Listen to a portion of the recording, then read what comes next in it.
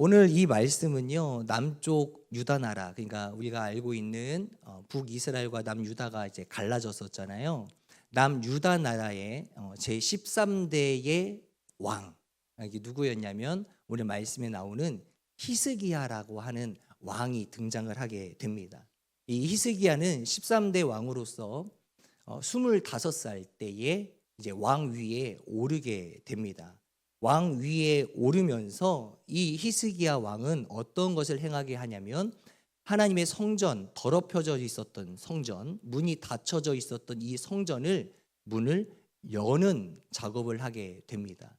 히스기야 왕은 역대 왕들 중에서 선한 왕으로, 그러니까 하나님 말씀에 순종하는 왕으로 대표적인 인물들 중에 한 명입니다. 여러분, 히스기야 왕을 좀 본받는 시간 되었으면 좋겠습니다. 아멘. 성전을 열었다라는 것은 매우 하나님이 보실 때에 흡족한 행위가 아닐까라는 생각을 해보게 됩니다. 그런데 여기에 보니까 히스기야 왕이 성전문을 열고 성전을 정리하고 정화시키면서 어떤 이야기를 하냐면, 이제는 이 백성들을 향하여 내가 말하노니 너희들은 이제 게으르지 말라라고 말씀하세요. 뭐 하지 말라고요? 게으르지 말라. 게으르지 말라. 게으르다. 게으름. 이게 어떤 뜻인가 이제 사전에 쳐다보니까 자기가 능력이 있으면서도 그 능력이 있음에도 불구하고 발휘할 생각을 하지 않는 자를 가리켜 게으르다라고 이야기한다라는 거죠. 옆에 계신 성도님을 딱 보면서 게으른가 게으르지 않는가 한번 딱 보세요. 게으른가요? 부지런하죠. 아멘, 아멘, 아멘, 아멘. 부지런할 줄 믿습니다. 아멘. 네, 맞아요. 게으르다라는 뜻은 능력이 있으면서 발휘하지 않는 사람, 그 사람을 가리켜 게으르다라고 이야기를 합니다. 자, 그러면 원문에는 어떻게 써 있을까? 성경에서 원문에는 게으르다라고 하는 낱말이 이렇게 불립니다. 헬라어로 아케디아라고 해요. 따라해볼까요? 아케디아. 그러니까 케디아라고 하는 단어에 앞에 아가 붙어 있는 이게 부정사예요. 부정사인데, 그러니까 이 단어 앞에 이 부정사가 붙는다는 것은 이 단어가 온전한 뜻과는 정반대로 부정적인 의미를 갖게끔 만들어준다는 거예요. 이 케디아라고 하는 게 어떤 뜻을 가지고 있냐면, 뭐죠? 보듬다? 네, 보듬다. 또는 돌보다. 네, 돌보다라는 뜻이 있어요. 자, 따라해 볼까요? 돌보다. 자, 그러면 아케디아니까 아자가 부정사가 붙었으면 어떤 의미일까요? 돌보지 않는다. 안 돌본다. 맞아요. 맞는데. 네, 돌보지 않는다. 옆에 계신 성도님께 당신은 잘 돌보십니까? 시작. 당신은 잘 돌보십니까? 이렇게 물어보면 뭐라고 할까요? 여러분, 게으르다라고 하는 표현이 성경 속에서 많이 등장을 해요. 좋은 의미일까요? 좋지 않은 의미일까요? 좋지 않은 의미예요. 지금 오늘 이 히스기야 왕이 이 백성들에게 하는 이야기가 게으르지 말래요. 부정적인 모습들이 있었기 때문에 그랬겠죠. 그리고 전과 같지 않았던 죄인된 모습을 가지고 있었기 때문에 그랬겠죠. 그러니 이제는 너희가 해야 될 것을 찾아야 된다는 거예요. 여러분, 믿음이 있는 사람이 해야 될 게 뭐냐면요, 사명이라고 그래요. 여러분, 우리는 사명을 가진 사람이에요? 사명이 없는 사람이에요? 사명이 있는 사람인 거예요. 믿으시면 아멘. 여러분, 하나님을 향하여 눈을 뜨는 자들은요, 하나님으로부터 받는 선물이 있는데 그게 사명입니다. 그런데 이 이스라엘 백성들, 남유다 이 백성들은요, 사명이 없었어요. 왜요?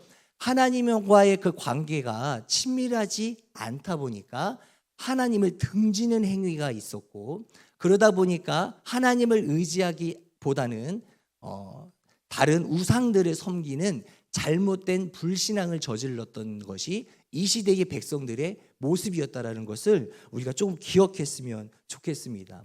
그러다 보니까 그들이 늘 뭐가 있었냐면 돌보아야 될 것을 돌보지 않는 사람의 모습을 갖게 되었다라는 거예요. 따라해 볼까요?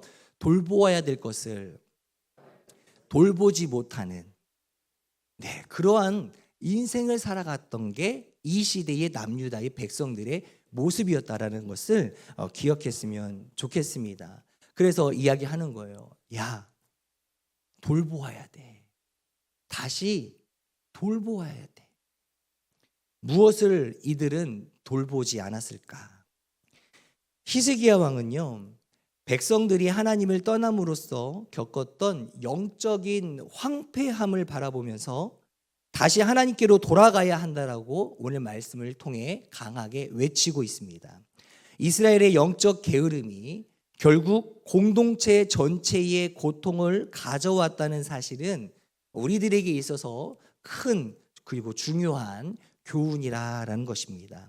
오늘 우리가 읽은 본문의 말씀은 이스라엘 백성들이 그들이 하나님께 드려야 될 제사와 또 하나님과의 그 관계가 가까워야 되는데 그 하나님과의 관계가 소홀히 되고 또 그 관계를 돌보지 않음으로써 어려움에 처했던 이야기가 오늘 본문의 이야기입니다.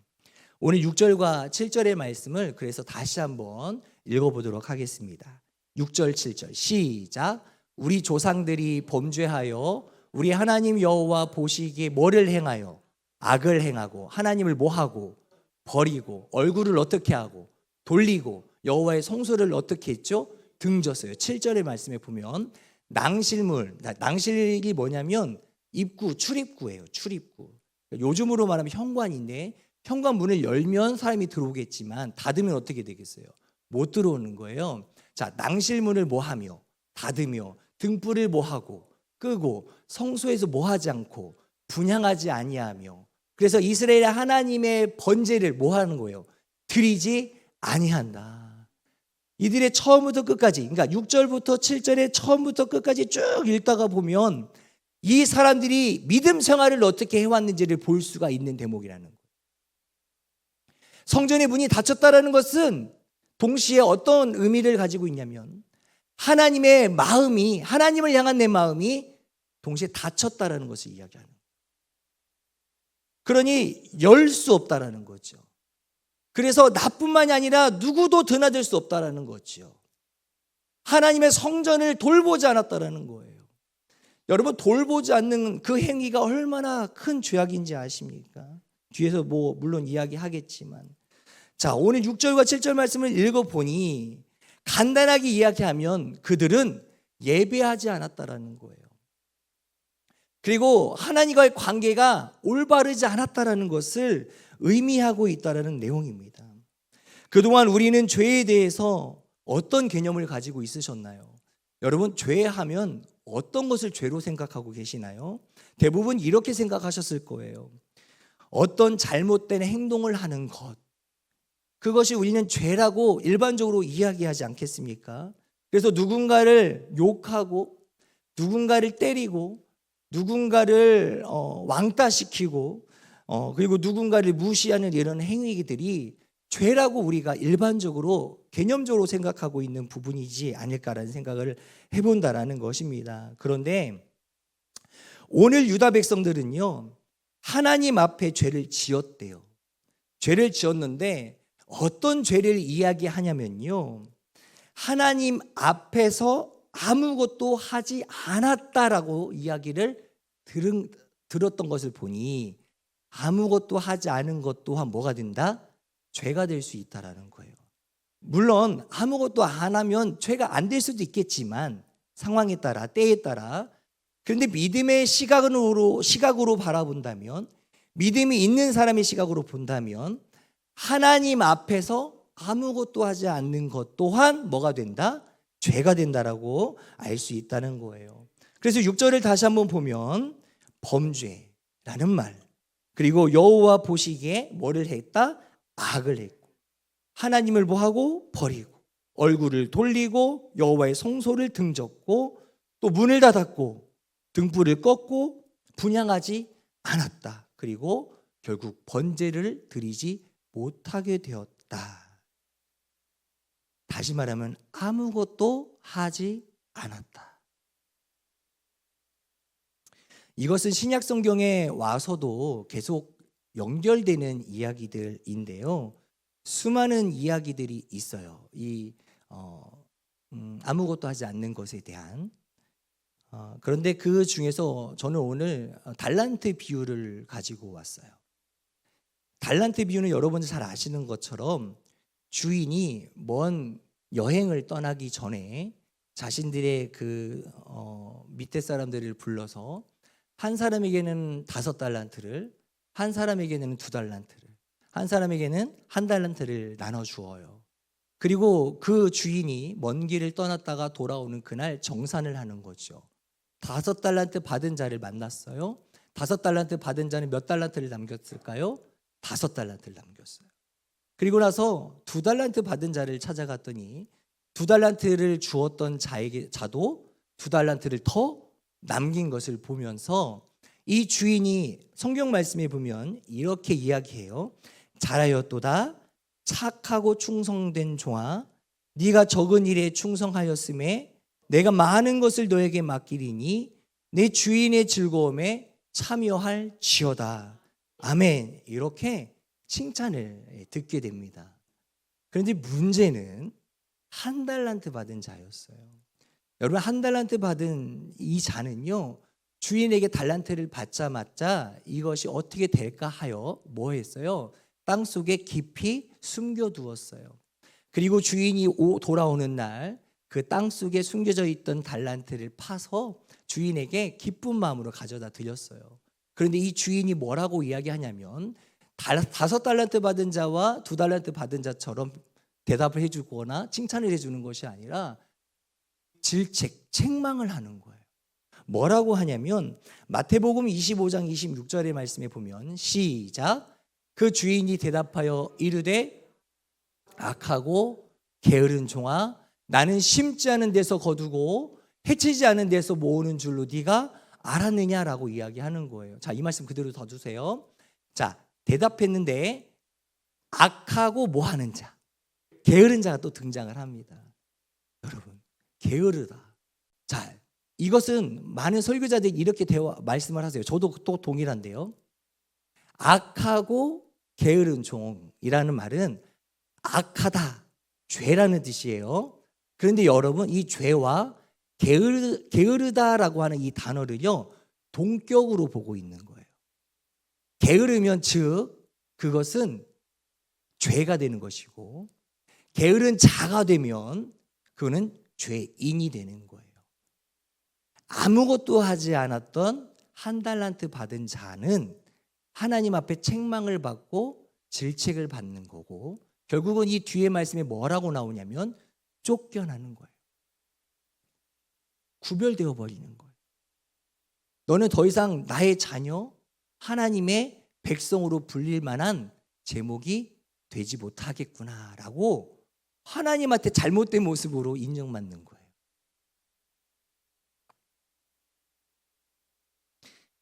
이것도 마찬가지예요. 여러분, 아무것도 하지 않는 것.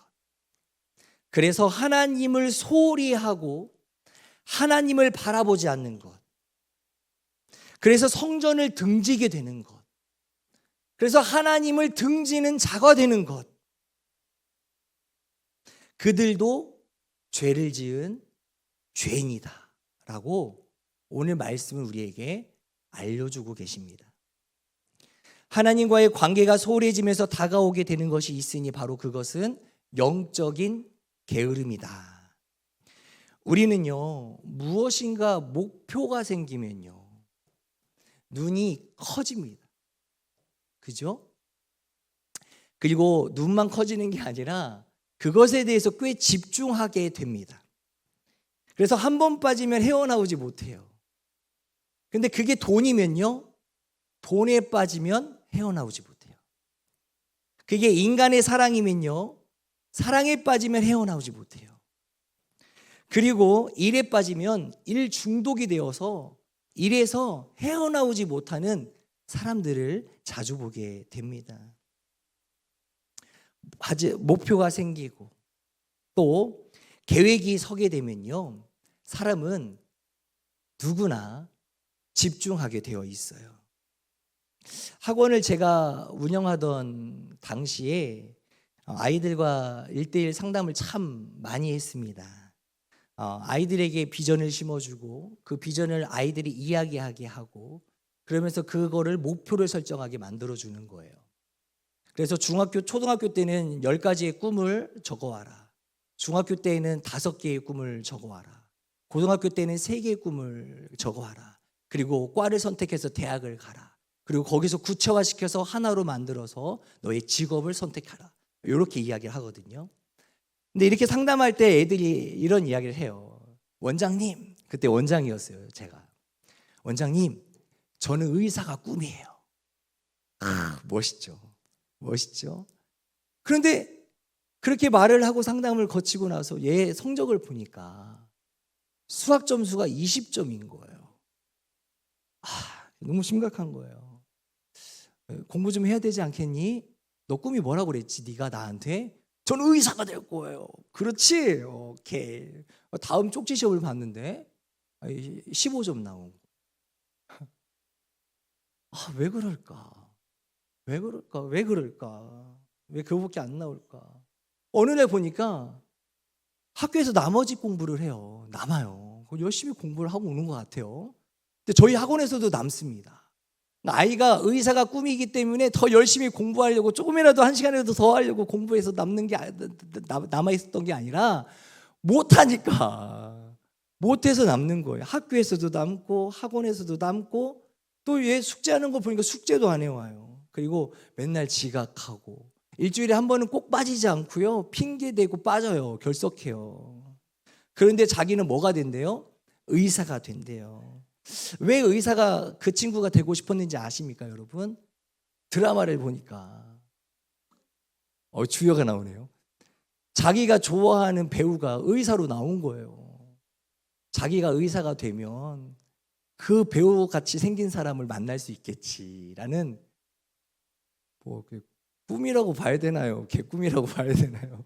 잘은 모르겠지만 그렇게 이제 말로 꿈을 꾼 거예요. 말로. 여러분, 말로만 하는 것은 집중력이 생겨요, 안 생겨요? 안 생겨요. 집중할 수가 없다라는 것이죠. 관심을 가질 수 없는 거예요. 깊이 빠질 수가 없는 거예요. 그런데요, 인간이 진짜로 큰 감동을 받고 감격하게 되면요, 그 감동과 감격으로 인해서 삶에 의욕이 생기고 무엇인가 간절한 마음이 생길 때에는요, 사람이 무섭도록 집중하게 되어 있다라는 거예요. 여러분께 질문을 하나 던져볼게요. 여러분은 요즘에 가장 최근에 어떤 것에 집중하고 계셨어요? 무엇에 집중하고 사셨나요? 그리고 여러분들의 기도 제목은 무엇이고 그 기도 제목을 이루기 위해서 내가 얼마만큼 집중하고 계셨나요? 라고 물어보고 싶어요. 단순한 나의 어려움은요, 그저 하나님의 실수로 인하여서 발생하는 것이 아니라 하나님의 부르심일 수도 있다는 것을 기억했으면 좋겠어요. 오늘 유다 백성들의 그 하나님을 향한 의식이 없는 것은 결국 그 나라의 그 안위가 아주 어려움 가운데 몰리게 된 이유가 되어버렸어요. 하나님께 집중하지 않으니까 그동안 하나님이 보호하여 주셨던 하나님의 그 손가락과 품이 사라지게 되면서, 그러면서 그동안 하나님의 보호하심이 없이 이제는 자기 스스로가 살아가야 되는 인생을 누리다 보니까 작은 어려움이 나에게 닥쳐오더라도 그 어려움을 이겨낼 수 있는 힘이 없는 거예요. 여러분, 예전에도 제가 한번 말씀드렸지만 우리에게 어려움을 주시는 목적이 뭐겠어요? 하나님이 나를 더 찾으라고, 하나님의 살아계심을 느끼라고, 깨닫는 은혜가 너에게 있으라고. 하나님은 어려움과 근심과 힘듦과 복잡한 것들을 얽히고 설켜가지고 나에게 던져주신다라는 거예요. 그런데 여전히 내가 하나님 앞에 불평과 불만을 늘어놓고 있다면 그것은 온전한 믿음이 아니라는 거예요. 하나님을 사랑하고 하나님의 인도하심을 온전히 믿는 자라면 하나님께 집중하게 되어 있어요. 하나님께 집중하게 되면요, 하나님이 나에게 이 어려움을 주신 이유를 알게 되는 거예요. 그것이 바로 하나님이 허락하시는 깨닫는 은혜라는 거예요. 그 깨닫는 은혜가 있어야 되는데 내 안에 아무것도 하지 않으려고 하는 내 마음이 있다라는 거예요. 하나님의 성전에 왔는데 내가 하나님을 찬양하지 않아요. 내가 하나님의 말씀이 성경책이 내 안에 있는데 펴보질 않는 거예요. 하나님은 나에게 기도하라고 하는데 여전히 나는 기도하지 않고 묵묵부답으로 눈을 감고 졸고 있는 거예요. 여러분, 하나님이 게으른 자를 싫어하세요. 아니요, 더 쉽게 말하면 불쌍히 여겨주세요. 이제는 좀 깨어나야 되지 않겠니? 이제는 좀 일어서야 되지 않겠니? 이 게으른 자야 더 이상 게으르면 안 된다라고 말씀하고 계시는데, 여전히 하나님의 은혜로 말미암아 내가 이 성전에 끌려오듯이 왔는데도 불구하고 내 입술이 열리지 않고 내 시선이 하나님께 향하지 아니하고 내 마음이 하나님께 오픈되지 아니한다면 그것은 게으른 자, 죄인의 모습으로 들어왔다, 죄인의 모습으로 돌아가게 된다는 사실입니다. 오늘 하나님께서 우리에게 허락하신 말씀은 바로 이 부분입니다. 아무것도 하지 않으면 역사는 일어나지 않습니다. 하지만 내가 하나님 앞에 부름 받았기 때문에 하나님을 향하여 내가 입술을 열어 고백하고 하나님을 향하여 내가 매달린다면 하나님은 일하여 주실 줄 믿습니다. 그게 하나님의 은혜입니다. 그 은혜는 하나님의 백성이든 아니면 다른 사람들이든 중요한 게 아니에요. 누구든 간에 기회는 동등하게 있다라는 것. 내가 죄인인데 하나님이 나를 얼마나 싫어하실까? 아니에요. 하나님은 여러분을 사랑하십니다. 그런 우리가 되었으면 좋겠어요. 깨닫는 은혜가 있기를 간절히 원합니다. 그런데 오늘 말씀 한번 볼까요? 역대하 29장 9절의 말씀에 보니까 이런 말씀이 써 있더라고요. 시작. 이로 말미암아 우리의 조상들이 칼에 엎드러지며 우리의 자녀와 아내들이 사로잡혔느니라. 이 말씀 잠깐 놔주세요. 자, 앞에 보니까 성전의 문이 닫혀 있고 불도 꺼져 있고 분향하지 아니하고 하나님을 등지고 있고 아무것도 하나님 앞에서 행하지 아니하는 이 유다 백성들, 그들에게 닥쳐온 시련이 무엇이었어요? 하나님 곁에서 떠나니까요, 9절의 말씀에 보니까 조상들이 칼에 엎드려질 뿐만 아니라 우리의 자녀와 아내들이 뭐 했대요? 사로잡혔대. 여러분, 내 사랑하는 가족들이 있잖아요. 보물과 같은데 가족들. 이 가족들이요, 사로잡혀가 버렸대요. 그것은 이제 내 품에 없는 거예요. 내가 그 생명을 좌지우지할 수 없는 거예요. 이제는 잡혀갔으면 잡아간 사람들에게 생명이 맡겨진 거예요. 여러분, 얼마나 안타까워요. 제발 우리 아내를 그냥 두세요. 제발 우리 자녀를 그냥 두세요. 움직이지 말고 그대로 건들지도 마시고 제발 안전하게 좀 놔두셨으면 좋겠습니다. 이렇게 안타까워하면서 소리 질러가면서 바지끄대기 잡아가면서 붙들려고 하지 않을까요? 그런데 중요한 것은 그 안타까워하는 마음이 우리 하나님의 마음이라는 거예요. 하나님이 우리를 바라보시면서 가지시는 감정이라는 거예요. 야, 내가 너를 보니까 안타깝다. 내가 너를 보니까 너무나도 불쌍하다. 이렇게 생각하시면서 그 죄악에 사단의 노예가 되어서 사로잡힌 바 되었던, 그래서 그 생명이 사탄에게 붙잡힌 바 되었던 그 생명을 하나님께서 자신의 사랑하는 독생자 예수 그리스도를 이 땅에 보내심으로 말미암아 그 죄악에서 건져내 주셨다. 그 생명을 사단에게서 하나님에게로 가져오신 그 은혜를 우리가 누리지 않았습니까? 그런데 여전히 변하지 않고 하나님 앞에 섰음에도 불구하고 움직이지 않는다면 그것은 정말 하나님이 안타까워하실 거라는 거죠. 요한일서 4장 9절에서 10절 말씀에 보면 하나님의 사랑이 적혀 있는 대목인데 같이 읽겠습니다. 시작. 하나님의 사랑이 우리에게 이렇게 나타난 바 되었으니 하나님이 자기의 독생자를 세상에 보내심은 그로 말미암아 우리를 살리려 하심이라. 10절. 사랑은 여기 있으니 우리가 하나님을 사랑한 것이 아니요 하나님이 우리를 사랑하사 우리 죄를 속하기 위하여 화목제물로 그 아들을 보내셨음이라. 많은 이들이 헷갈려하는 것이, 내가 이 교회 성전에 왔잖아요, 내가 하나님 앞에 왔잖아요, 내가 하나님을 사랑했잖아요 라고 먼저 이야기하지만 나보다 먼저 움직이신 분이 계셨으니 그분이 여호와 하나님이셨다.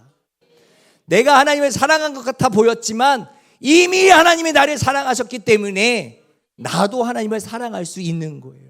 무엇이가 먼저인지를 우리가 알아야 된다는 거예요. 하나님이 계시기 때문에 내가 존재하는 거고, 하나님의 사랑이 시작되었기 때문에 내 사랑이 시작할 수 있었다는 것을 기억했으면 좋겠어요. 하나님의 은혜, 하나님의 선물이라고 하는 씨앗이 나에게 심겨져서 이제 내 안에서 싹 터야 되는 것인데 싹 트지 않으면 죽은 자요 죄인이라는 거예요. 여러분, 오늘 이 말씀 잘 기억했으면 좋겠습니다. 하나님과의 관계를 소홀히 하면 우리의 삶에 여러 어려움이 찾아오지만 하나님과 함께 우리가 하기를 간절히 원하고 바라는다면 하나님의 놀라운 계획이 드러날 줄 믿습니다. 아멘. 그 한 집에 소중한 이렇게 이쁜 꽃이 이렇게 있어요. 이 꽃이 해야 될 것이 있어요. 생명을 유지하기 위해서는 물도 줘야 되고 햇빛도 보게 해야 돼요. 그런데 이것에 대해서 햇빛도 제 시간에 주지 않고 물도 제때 주지 않으면 이 꽃은 어떻게 돼요? 죽게 되는 거죠. 시들게 되어버리는 거죠. 생명이 끝이 나는 겁니다. 그렇기 때문에 우리가 소홀히 하면 안 돼요. 믿으시면 아멘. 하나님도 소홀히 하시지 않는 하나님이세요. 그 소홀히 하지 않으시는 하나님이 사랑하는 우리들에게 찾아오셔서 우리를 관심 있게 보시고 우리의 적절한 것을 제공해 주셨어요. 그런데 우리가 시들면 돼요, 안 돼요? 안 돼요. 우리는 하나님께 붙들린 바 되어서 하나님의 이끄심을 받는 자로서 살아가야 돼요. 그럴 때에 꽃은 꽃으로서 살아갈 수 있는 거고, 믿음 있는 신앙인들은 믿음 있는 신앙인으로서 살아갈 수 있게 되는 것임을 꼭 기억하셨으면 좋겠습니다. 오늘의 말씀의 주제가 무엇이었냐면, 따라해 볼까요? 아무것도 하지 않으면.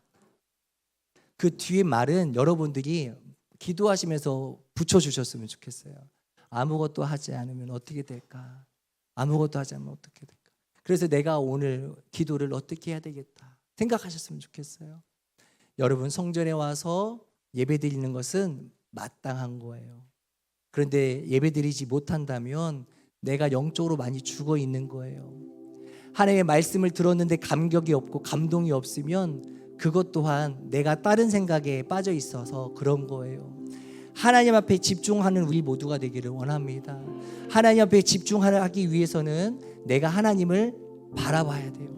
그리고 하나님의 뜻이 무엇인지를 궁금해해야 해요. 여러분, 오늘도 이 밤에 하나님께서 여러분들을 찾아오셨어요. 여러분들 하나님 만나시면 돼요.